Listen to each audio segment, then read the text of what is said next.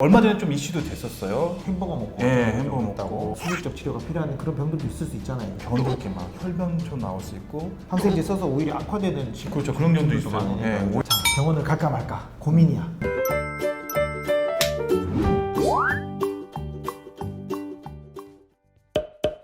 우리 아이 건강지킴이 아유입니다. 자, 요새 얼마 전에 좀 이슈도 됐었어요. 또 김밥 뭐 이렇게 먹고 막 식중독 같은 이슈도 있었고, 오늘은 이제 그 장쪽, 그쵸. 장쪽 질환에 대해서 얘기해 보려고 그래요. 많이 와요. 토하고 설사하고 뭐 열나고 등등등등 이렇게 많이 오잖아요, 그죠? 네. 감별을 해야 되겠네요. 그렇죠. 식중독이냐? 물론 장염 안에 식중독이 들어가니까 그죠? 장 쪽에 문제가 생기면 장염이고 그 중에 음식물이나 이런 거에 관련돼서 그렇죠. 생기는 걸 식중독이라고 얘기하잖아요, 그죠? 네. 이 요즘에 추세가 어때요?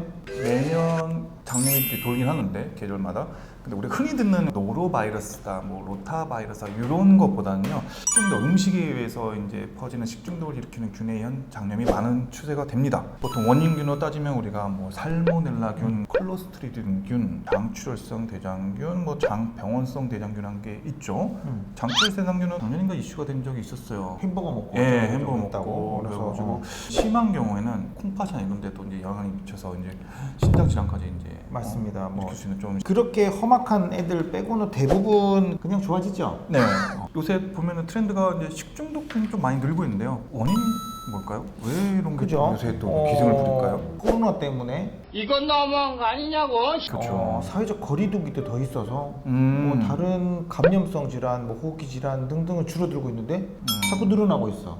그렇죠. 날씨가 덥고 하니까 음식도 많이 상하고 그치. 해서 계절적인 특수성이 일단 1번일 거고 배달 음식이 증가한 것도 아무래도 있겠죠. 그렇죠. 조리 과정 중에 조리하고 뭐. 대량으로 조리해야 될 그쵸. 것이고 조리하자마자 바로 먹는 것도 아니고 그쵸. 가지고 가는 거고 뭐 등등 있을 거 있고 있고. 근데 마스크 잘 쓰는데 손소독제 완전 거의 상비약처럼 그쵸. 뭐 써서 갖고 있죠. 하고 있는데 손으로 전달되는 게 적을 텐데 왜 자꾸 장염이 들어요? 아무래도 마스크가 기본적으로 개념이 잘 딱 잡혀 있거든요. 어디든 나갈 때 마스크 꼭 쓴단 말이에요. 근데 장염은 대부분 손에서 입으로 옮게 됩니다. 마스크는 한번 딱 쓰면 그대로 있지만 손은 정말 자주 씻어줘야 되거든요. 나갈 때도 씻고 나간 와중에서도 곳곳에 보이면 자주 씻어야 되는데 아무래도 마스크 쓰기보다 손 씻기는 덜 할 수밖에 없어요. 그것 때문에 장염이 좀 많이 돌고 있는 것 같습니다. 그래서 보면 각종 논문에서도 나오지만 그쵸.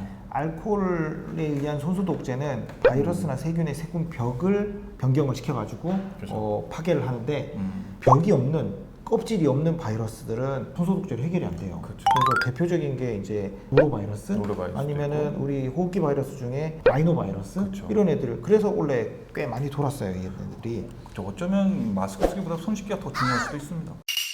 그렇죠. 예. 손을 잘 씻어야 되는데 손소독제 했으니까 됐어. 아무래도 요새 코로나가 조금 기간이 늘어나면서 조금 이제 늦어졌잖아요. 특히 여름철이다 보니까 사람이 많이 몰리는 공간에서 아무래도 이제 컨택트가 있다 보니까는 이제 시간이 좀 보는 경우가 있고요. 이거 만약에 걸렸으면 증상이 어떤 증상들이 대부분? 장염 초반에는 보통 우리가 장 증상만 생각하지만 미열도 있을 수 있고 구토, 설사는 기본적으로 생길 수 있고요. 심해지면 이제 배도 복통도 생기고 두통 생길 수 있고 탈수에다가 변도 이렇게 막 혈변초 나올 수 있고 더 심해지면 정말 탈수에 의해서 처지고 못 먹고 이런 증상까지 생길 수가 있죠. 그럼 네. 이런 증상이 있으면 일단 결국은 치료를 해야 되는데 그렇죠, 그렇죠. 대개의 장염은 집에서 그냥 좋아지죠. 경미한 경우는 먹는 거 조심하고 안정을 취하고 수분 섭취 잘하면 되는데 요새 또 도는 장염 같은 경우는 이제 균들이 아까 말했던 살모넬라균 이런 것들이 식중독균인데 집에서 처치로 잘 안 나는 경우가 대부분이에요. 꼭 병원을 방문해서 좀 처치가 필요한 경우가 있습니다. 그죠.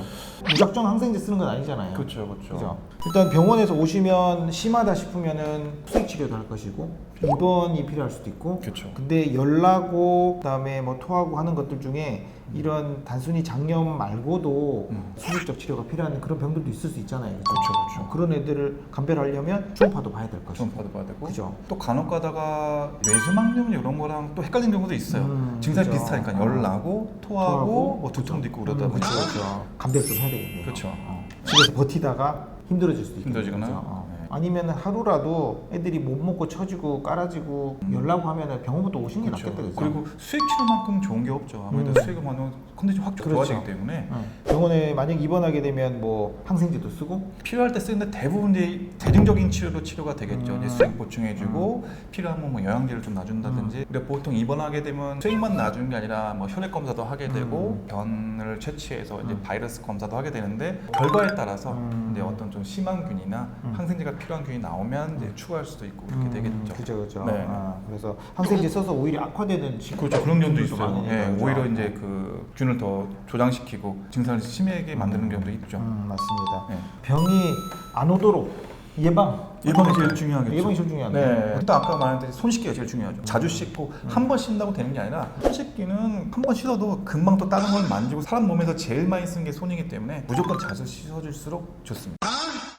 집에서 하신다면 음식 조리 도구 관리 좀 하셔야 되겠다, 그죠? 칼, 도마, 뭐 이런 거. 그렇죠, 네네. 그렇죠. 그런 거 하고 네. 그다음에 음식 보관 뭐 잘 하실 거지만. 그렇죠. 여름철일수록 더 실온 보관은 좀 가급적 피하고 냉장고에 넣어주시고 그리고 익혀 드시고. 그렇지 그다음에 익혀먹고 날 걸로 드시는 거는 더더욱 조심하시고. 그렇죠. 뭐가 있어요? 조개, 회 뭐 이런 게 있겠죠. 그죠. 물론 드시고 싶은 마음은 알겠지만 그래도 여름철에는 날로 된 음식은 좀 삼가해 주시는 게 좋습니다. 맞습니다. 아예 가공되어 있는 햄이랑 소시지 이런 거 괜찮잖아요. 보통 우리가 햄이나 소세지 같은 건 한번 가공돼서 나오기 때문에 안전하다고 생각하시는 분들도 있는데 그런 가공식품도 조리 과정이나 생산 과정 중에서 이제 감염이 될 수 있고 배가 될 수 있기 때문에 웬만하면 충분히 익혀 드시는 걸 추천합니다. 우리 애가 오늘 막 토하고 설사하고 있어요. 자, 병원을 갈까 말까 고민이야. 크리티컬하게 병원을 갈까 말까 어떻게 결정할까요? 일단은 컨디션을 지금 잘 먹고 잘 놀면 괜찮아요. 근데 병원을 가야겠다는데 애가 좀 처진다. 유난히 오늘 뭐 잠만 자려고 그러고 또 두 번째는 잘 못 먹는다. 벌써 섭취량이 떨어지면 애가 컨디션이 떨어지기 때문에 세 번째는 또 탈수를 감접지어 알 수 있는 것 중에 소변량이 준다. 그렇죠. 그러면 이제 조금 그때는 이게 조금 심각한가? 집에서 안 되겠네 생각하시고 병원을 꼭 찾아주셔야 됩니다. 네. 집에서 버티지 말자. 무조건 입원하라고 하는 건 아니니까. 그렇죠. 네. 그죠? 가서 선생님하고 상의하자. 네. 병원을 가게 되면 조금 심한 경우에는 의사 선생님들이 수액을 좀 맞고 갑시다 얘기해 드리는 경우가 있어요. 그러면 엄마들이 좀 바늘을 찌르니까 좀 무서워하시는 분들이 계세요. 걱정도 되고 애한테 짠하기도 하고 의사들이 보통 수액을 치료를 얘기할 때는 정말 필요하니까 얘기하는 거겠죠. 그럼요. 엄청 도움이 많이 되는 게 입으로 공급될 수 없을 때는 강제적으로 집어넣어 주는 게 제일 좋은데 수액을 맞게 되면 몸에 물 양이 당연히 많아질 수밖에 그렇죠. 없죠. 들어간 만큼. 그렇게 되면 우리 몸에 순환되는 혈액량도 많아지니까 장들한테도 좋은 거예요. 빨리빨리 회복이 되는 또 거죠. 그렇게 얘기하시는 분들 있어요. 뭐 수액 어차피 맹물 아닌가요? 그래서 아이고 뭘 맞춰 이렇게 말하시는 분들이 있는데 이 수액질 자체만 해도 컨디션 엄청 좋아집니다. 포도당도 들어있고 전해질도 있고 이렇게 조합이 잘 돼 있기 때문에 우리 또 몸의 60%가 수분이잖아요. 그만큼 수분이 중요한 거죠. 그 수분이 빠져나가면 보충해줘야 돼요. 두려워할 필요 없다. 그렇죠. 하자만 하자. 그게 좋을 것 잠깐 같아요. 따끈한 거보다 애가 집에서 못 먹고 처지는 게 더 아이한테는 힘들게 하는 거다. 이 수액 놓고 하는 병원들은 애들 수액 넣는데 다 선수들만 모여 있다. 그렇죠, 그렇죠. 그죠. 이 서가 선생님들이 이렇게 권유할 때는 애기들한테서 뭐 돈을 어떻게 해야 돼 이런 그렇죠. 개념은 아니고 애들을 좋아지게 만들겠다는 그런 마인드가 기본이라서 그래서 따라 주시는 것도 괜찮을 것 같아요. 또 의사 마인드까지 있어요. 오늘 이제 여름철에 생길 수 있는 요새 또는 식중독 이런 장질환 대해서 알아봤습니다. 그래서 여름철에 또 이제 먹는 거 조심하시고 코로나 잘 이겨내시고요. 여기까지 우리 아이 건강 건강지킴이 와이였습니다. 법이었습니다.